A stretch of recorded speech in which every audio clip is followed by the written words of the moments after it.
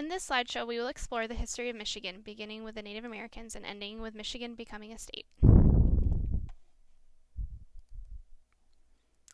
Michigan has been the home to many different Native American tribes. These tribes include the Ojibwa, which were also called the Chippewa, in the western Upper Peninsula, the Miami in the southwest corner of the Lower Peninsula, the Erie in the southeast corner of the Lower Peninsula, and the largest tribe was the Potawatomi, which spread over most of the Lower Peninsula.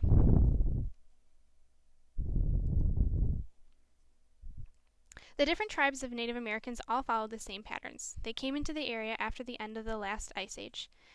When they arrived as pastoral nomads. Pastoral nomads are groups of people who survive on hunting and gathering. Pastoral nomads move to follow their food. Then Native Americans began to hunt and fish and learn to farm and settled down in their respective areas. Native Americans in Michigan farmed corn, beans, squash, and many other vegetables. Europeans first came to Michigan in the mid-1600s. The Europeans were looking for the legendary Northwest Passage.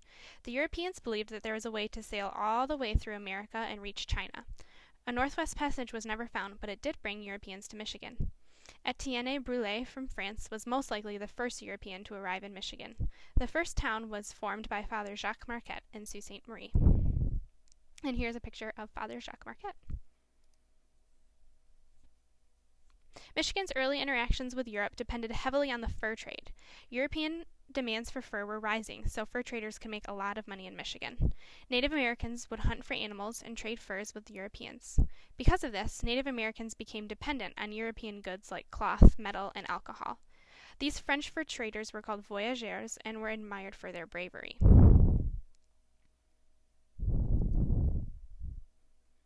So, until now, French had dominated the Michigan fur trade.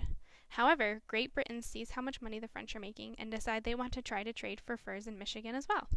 In fact, Michigan fur trade was part of the cause of the 7 Years' War in Europe. When Great Britain won the war in Europe, Michigan came under British control. It's amazing how something happening on a totally different continent can affect the life on other continents, like in this instance. The Native Americans soon grew tired of the constant change of control between Europeans and decided they didn't want to be under European control at all. So Chief Pontiac of the Ottawa tribe organized many different Native American tribes to fight back against the British. The two major forts in Michigan were at Michilimackinac in Mackinac City, and there was a fort in Detroit. Even though they were so far away from each other, like you can see on the map, Pontiac and his tribes managed to attack both. They even managed to hold Detroit under siege for 7 months. So for 7 whole months, no one could get in or out of the Detroit fort. The next major battle to happen in Michigan was during the American Revolution. While the British were fighting with the revolutionists on the East Coast, Spain was attacking Michigan. In 1781, the Spanish captured Fort St. Joseph in Niles, Michigan, which is way down in the southwest corner of the Lower Peninsula, where you can see on the map. The Spanish only held the fort for about a day, but Niles residents are very proud of the fact that they are the only town in Michigan that has flown a French, English, Spanish, and American flag. After the Americans won the Revolutionary War, Michigan became a part of the Northwest Territory. This territory included a huge amount of land. There are 5 different states that come from the Northwest Territory: Michigan, Ohio, Indiana, and Wisconsin. And the Northwest Territory even included parts of Minnesota. The fighting was not yet done in Michigan. In the War of 1812, the British recaptured the 2 big forts that we talked about earlier, Detroit and Mackinac. There were lots of bloody battles over these forts during the war, but finally the British surrendered in 1814, and that was the last time a non-American flag was flown in Michigan. So all this time while Europeans were fighting amongst themselves and taking over Michigan, Native Americans were still around. European Americans signed lots of treaties with the Native Americans to help keep the peace and push Native Americans off their land. By 1840, almost all Native Americans were sent west to live on reservations. Michigan had lots of resources to offer America, but it was hard to get to Michigan. This changed in 1825 when the Erie Canal was completed.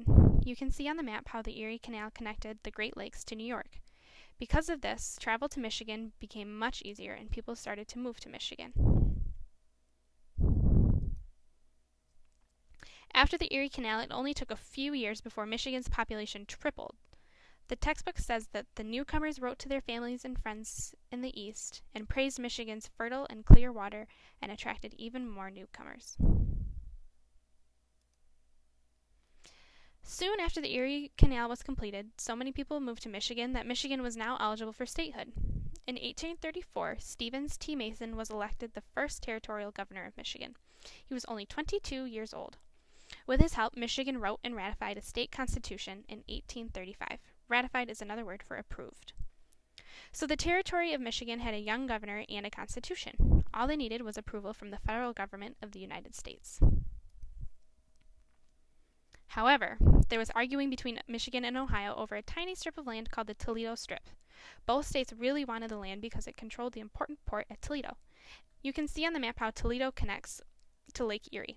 This was very important for trading with the East.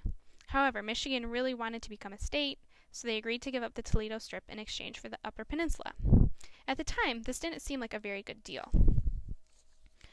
because the Upper Peninsula was still lightly populated and relatively unexplored.